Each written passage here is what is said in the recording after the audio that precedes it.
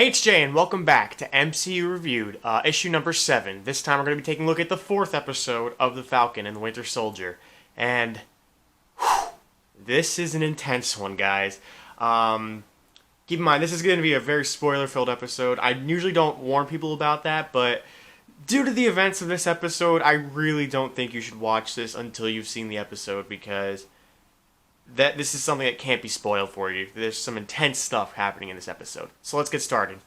So, 6 years ago, so that puts us in 2018, we see Io working with Bucky to see if the treatments that her and Shuri did to Bucky got the words out of his head. Bucky's very scared that it's not going to work and he's going to end up attacking Io, who, even though she's part of the Dora Milaje, I don't think they can take on a brainwashed Winter Soldier like that. So he's very scared that something bad could happen. But she starts reading the words that we saw in Civil War, and it works. He doesn't change into the Winter Soldier. Sure, he has some flashbacks of all the bad things, of some of the bad things he did, but he doesn't transform. And it's a really, really touching moment. Great range on Sebastian Stan, who just looks like all the weight on his shoulders is just thrown right off, and he just has this burden taken out of him. It's a really touching scene. It even got me like choked up a bit, because it's like, oh, good for you, Bucky. You're finally free from this cancer that's been plaguing you in these stupid words. So it was really cool to see that. So we flash back to the end of the last episode where Io is confronting Bucky about why the hell he unleashed Zemo, why he let Zemo out after Zemo was responsible for killing her king, King T'Chaka, that's what I was trying to say. You know, the person who she was sworn to protect. And Io laments to Bucky, like, how embarrassed she and the rest of the Dora Milaje are, because it's like, that's the man we were chosen to protect, and we couldn't do so. And so, you really see the frustration in her face that, how could you do this? We helped you out. We got rid of these words for you, and you just busted him out like this. And Bucky tries to explain, he's a means to an end. There's more things going on that you don't quite understand, and we need him. As crazy as it sounds, we need him. Io gives him 8 hours to bring Zemo in before the Dora Milaje are forced to intervene. So Bucky returns to Sam and Zemo. He reunites with them and lets him know that the Wakandans are after Zemo, and they only have 8 hours to figure this all out. I think that's gets the wheels turning in Zemo's head on how he could start being that slime ball we all know him as. But Bucky also tells them about Carly's attack on the GRC, and that there were fatalities. There were 11 injured and 3 killed. And even though this looks like this girl can't be reasoned with, which Zemo and Bucky see, Sam thinks that she could be talked to and talked off the ledge of doing anything crazy like that again. So, but Zemo's gung-ho, like, you can't reason with somebody like that. You can't reason with somebody like Carly. I have the will to finish this mission, meaning same thing he did to Nagel. But he's like, do you guys have that will? And Sam's still just like, no, that's not happening. It's not. They realize that someone very close to Carly named Danya Madani passed away. So they're going to try to use that as leverage to try to find out where this Carly person is. They also reach out to Sharon and are like, we need your help. We need like a trustworthy set of eyes to see if we can keep an eye in the sky to track these people. And that way we have some ally, because even though Sharon's still a little peeved and Sam still owes her a massive favor of getting her pardoned, it's still like, I'd rather have you here than you helping us than some stranger who we don't know. Carly and her partner Nico go to a gravestone of Nico's grandfather and retrieve their vials before heading to Danya's funeral. So Bucky, Sam, and Zemo head to the streets, and they try to find out information about this Danya lady, not knowing that all these people are Flag Smasher sympathizers and are completely ignoring Sam and Bucky. They walk away because Sam and Bucky are going about this all wrong. They're just like, hey, you know Danya Madani? And they're not trying to reason with anything. Zemo, being the cunning little shit he is, gets a bag of Turkish delights and sings Baba Black Sheep in probably the scariest scene in any Marvel Cinematic Universe history, and gets the information on when Danya's funeral is, but uses the Turkish delights to persuade the children to not tell Sam or Bucky, saying that they're very bad. So he's using that as leverage so that they can't turn him to the Dora Milaje once they find Carly. He reveals that, the funeral's later tonight, but he doesn't give anything else because, again, he wants that leverage. And so they head to that funeral, only to be cut off by John Walker and Lamar Hoskins, who have been tracking them. And John Walker, you can see, is just completely impatient with the whole thing now, and is very against Sam trying to reason with Carly, trying to talk her off the ledge. And he's like, no, I want to arrest her. That's the only solution here. There's no talking. There's only action. And my action, I'm going to arrest her. Sam convinces him, just let me talk with her alone. She's vulnerable. Someone very close to her has passed away. She's not going to be in a crazy, crazy mood because she's going to be sad. So this might be an opportunity for me to just, try to talk some sense into her. He reluctantly agrees, but only gives Sam 10 minutes. And he handcuffs Zemo to like a pipe, which is smart. So Sam goes in there, and the funeral's being held for Danya. All these followers and supporters of the Flag Smasher cause are there, and Carly gives a great speech on how she was always alone in life, and Danya gave her that sense of belonging and community. And she notices Sam is there, and they have a really deep conversation. Sam's like, look, I get it.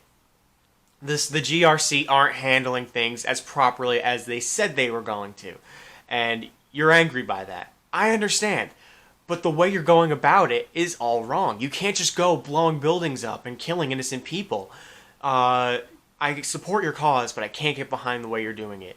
And you can see it in Carly's face. Sam is touching her in some way, only to have the most impatient little shit barge in John Walker and place Carly under arrest. And then Carly thinks that Sam is only trying to subdue her so that Walker has an easier time arresting her, which isn't the case at all. And a fight ensues. And Carly's able to slip away from everybody, but another person who slipped away was Zemo, who was able to break out of the handcuffs. And so now they gotta try to find Carly in this maze of a building. But Zemo, being the slimy guy he is able to find her and actually ends up starting to shoot at her. And he hits her a couple of times, but thanks to the super soldier serum, it kind of slows the pain of being shot. And in the ensuing scuffle, she drops the vials of super soldier serum, only to have Zemo crush every single one of them, seeing how he doesn't want any more super soldiers in the world. And that's a big blow because, this power broker really wants these vials back, and now he doesn't have them. And so that means bad for the Flag Smashers. So she escapes while Zemo's crushing everything, only to have John Walker knock Zemo out with his shield. And they head back to their base camp, I guess you can call it. And so while they're trying to, talk about their next strategy, Zemo talks to Sam about how, would he take the super soldier serum? Would he do anything like that? And Sam's like, nah, I wouldn't. Only to have Walker and Hoskins barge into their place and be like, oh, I'm ordering you now. Turn Zemo over. And, Sam and Bucky might as well just be like, fuck you, dude. You have no authority over me.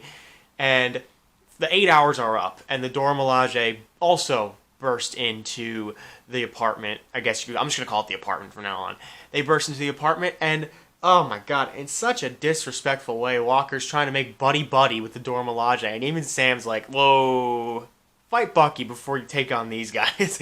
And, Walker actually tries to, pat Io on the shoulder like this is his fucking drinking buddy. And of course he gets his ass handed to him because this is the Dora Milaje. And Hoskins tries to fight too, just to protect his buddy, and of course he gets his ass handed to him as well. And Bucky and Sam try to intervene, only to stop the fight, not to stop the Dora Milaje from kicking Walker's ass. But in the ensuing struggle, Zemo slips through the sewers in the bathroom to escape out onto the streets. So now Zemo is missing. And it's after the fight, Io actually disables Bucky's arm by doing kind of like a Kill Bill 5-finger punch thing, and it falls off. And the fight ends, and they're very upset that Zemo isn't in the apartment anymore and not in their custody.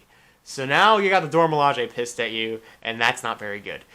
But then Carly ends up calling Sam's sister, Sarah, and pretty much threatens her, saying, you're going to give Sam the coordinates where we want to meet. I want to talk to him alone, and he better not give me any reason to kill him. Or if he does give me reason, I won't kill him. I'll come meet with you and your kids.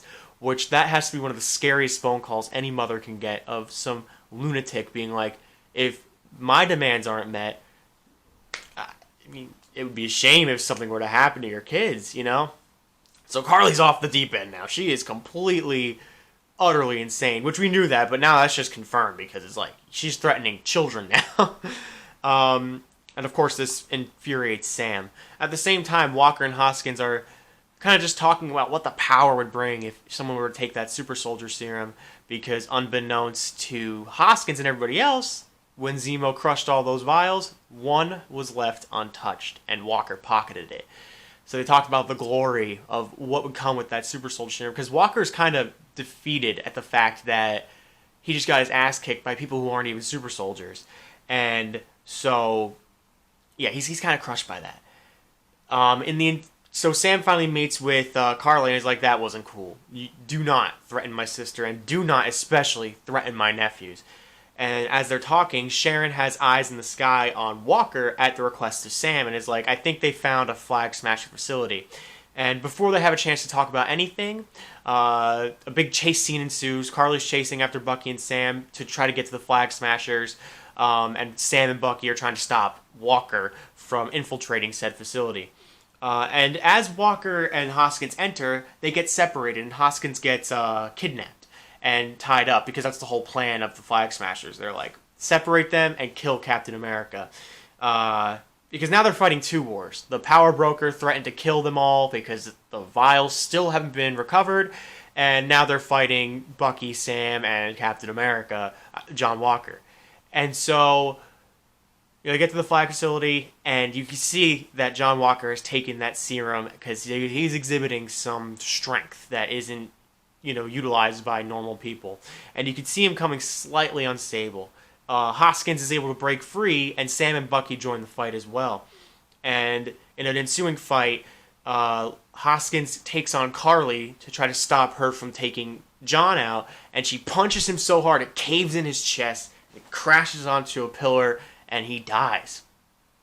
Everyone is shocked by this, especially Walker, and as the Flag Smashers escape, I think he's gone at this point. Walker crashes through the window, pursues the Flag Smashers, catches up to Nico, and the public is now watching because, now there's someone just crashed through a window and there's a big chase happening, and they witness this man who took up the oath of Captain America brutally murder a man with a shield. And all you see is blood on that shield. And that's how the episode ends.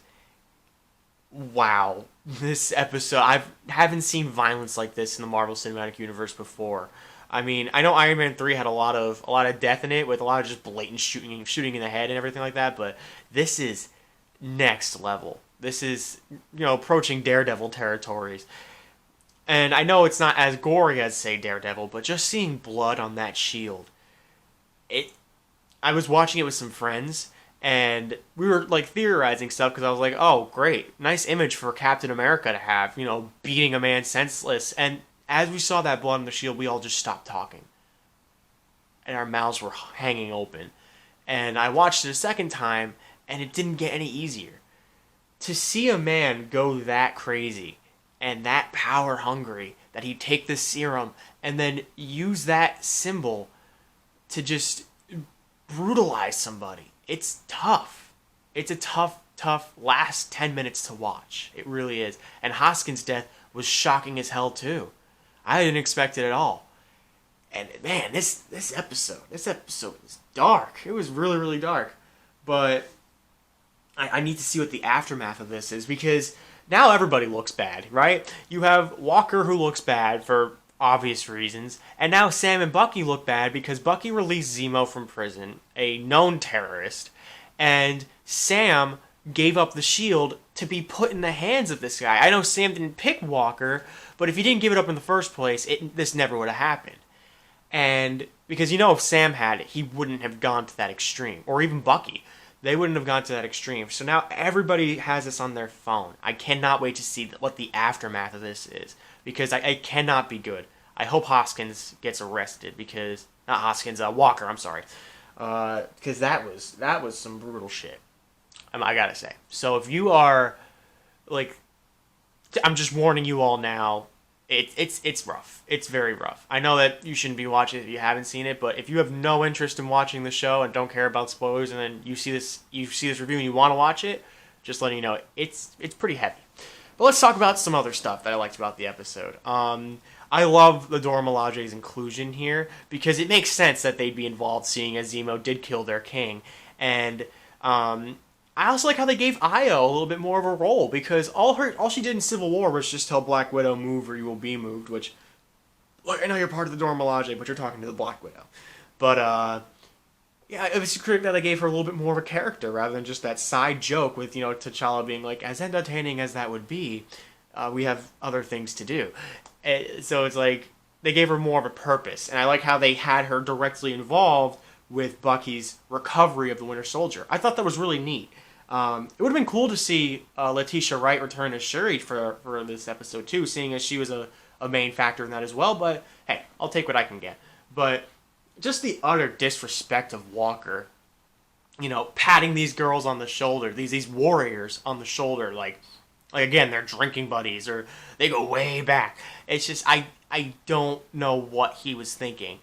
How did he not know that Dora Milaje were probably one of the most formidable fighting force on planet Earth? It made no sense to me. It honestly ticked me off the entire time, and I'm happy he got his ass handed to him by these warriors like that. It was a great touch. But I think that what really made me upset about Lamar's death is the fact that he was kind of like a voice of reason. When Walker was like, "No, we're not talking to Carly. We're doing things my way," foaming at the mouth. Hoskins was like, all right, hey, let's hear him out. Let's let him talk to Carly. I know you might not think it's a great idea, but if we can eliminate the risk of killing more people, I'm all for it. Because that was the variable when it came to confronting her at the funeral. If we go into the gung-ho approach, multiple people can be killed. And because that was like the whole thing, because Walker was like, Sam, she could kill you. And he's like, I'd rather be killed than you barging in, guns blazing, to take this Carly girl out, and more people get killed.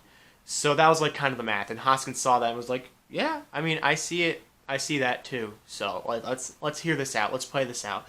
So I thought that was I think he's like the voice of reason. So I guess to have him killed like that, it lost something in Walker that made him go absolutely crazy, mixed up with the effects of the serum, because Erskine is still right. He will always be right. Dr. Erskine is always right, where he says that if you have power, I mean, Walker, we're not going to deny his feats. We're not going to deny his achievements with those medals of honor or anything like that. We're not going to deny that. He seems to be a good soldier, a good fighter for the United States, and it's with that achievement that the super soldier serum doesn't give you anything else except for power. And that's why Steve Rogers is still the only stable super soldier that we've had, because even the Flag Smashers, while their cause, I agree with their cause, let's actually fulfill our promises that we were going to make. I agree with them. Of course, I'm not behind their tactics, but I kind of agree with their stance there. But again, the unstableness of having no remorse, blowing up a building, threatening children to get what you want, that's unstable. So there's only one stable super soldier, and that was Steve Rogers. And I think that still holds true to Erskine's thing. And you're probably thinking, what do the Flag Smashers have that would just be emphasized? As Zemo said, they're supremacists. They think that what they're doing is right, and they don't care what anybody says, and they don't care who gets in their way, because they'll just kill them and to have what they want. That's a supremacist, and they think they're themselves above it. So with that thought process, and they take the serum, that gets elevated, and that leads to corruption. And so I think that Erskine will always be right, and there'll only be one successful super soldier in Steve Rogers. Let's see if that theory holds true. But, man, I have no idea what's going to happen after this. I cannot wait for episode 5.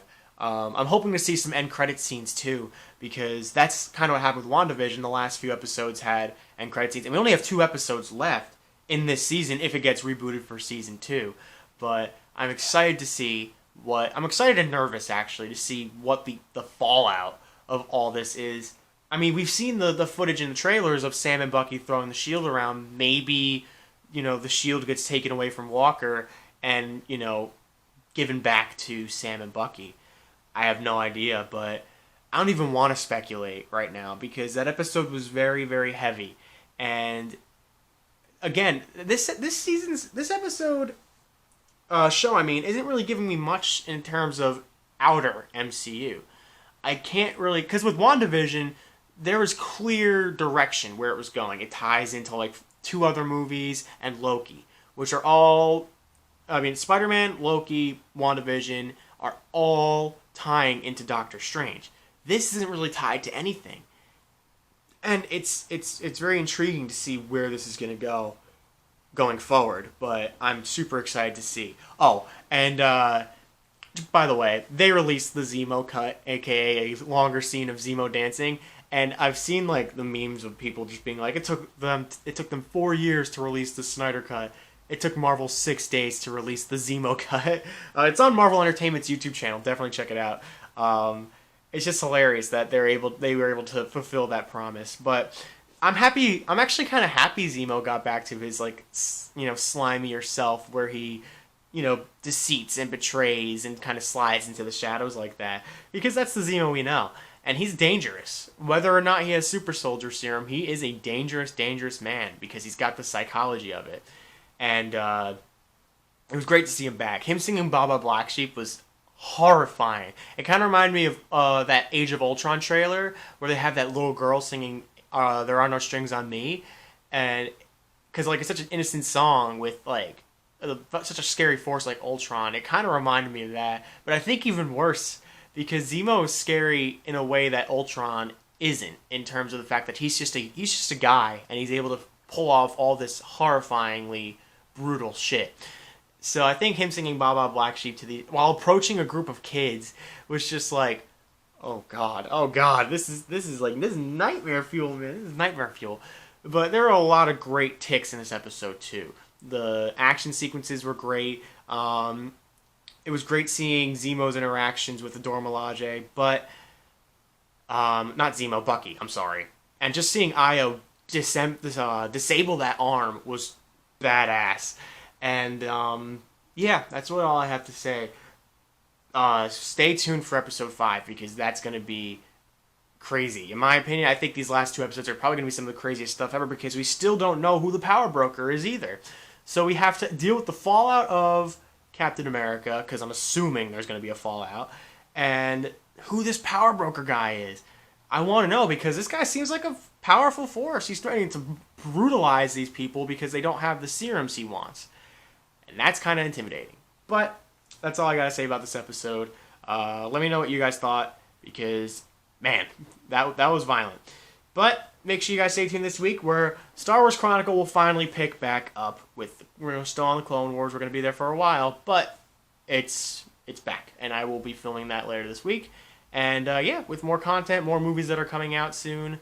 So make sure you guys stay tuned. Make sure you like, share, comment, subscribe. All that stuff really helps me out. And until next time, guys, that's a wrap.